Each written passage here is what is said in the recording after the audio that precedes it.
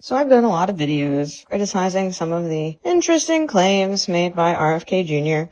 And I've been on a search actually to find any medical doctor, like a physician, like somebody with the credentials MD or DO, who agrees with all these autism assertions that he has. And I haven't found any. I mean, people send me all the time, Dr. blah, blah, Dr. Dre or Dr. whoever.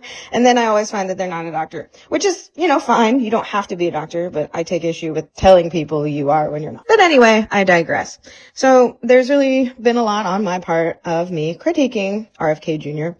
And I think honestly, the biggest issue that I have with him is that he has absolutely no medical training, which is evident by like any of the phrases that come out of his mouth, such as the baby in the placenta. Like babies aren't in placentas, but, so it's pretty apparent that he doesn't have medical training, and yet he's making all these decisions that affect Americans health-wise and medical-wise, and he's kind of like those doctors that aren't really doctors. He's just dabbling in an area that he's not trained in. But look, I'm not going to be all negative, so I don't care how long it takes. I'm going to find one thing that he said that I agree with. Actually, I do care how long it takes because I am actually working on a publication, several of them actually. So hopefully it doesn't take the whole day, but I am determined to find some things that he says that I agree with, because I'm not going to be all negative. I'm not one of those people that somebody says something and I don't agree with, so every other thing they say I can't agree with either. So I'm going to go looking for something that RFK Jr. said that I agree with. Well, I'm a stick it to the man kind of gal, and it seems like RFK Jr. kind of has that mentality because he's trying to fight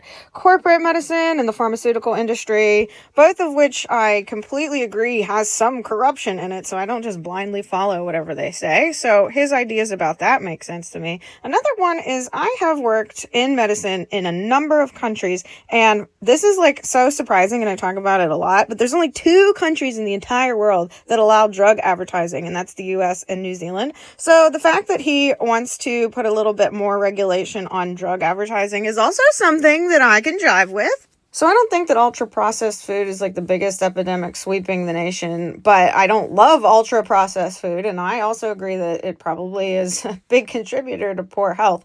So doing something about that would probably be a good idea, so I'm going to have to agree with him on that. The point of what I'm trying to say is even if you disagree with somebody quite often, occasionally they might say something that you do agree with, and so not to lump them just in the, everything this person says, no matter what, I'm going to disagree with them category, because then you're not keeping your ears open and you could maybe miss some important information.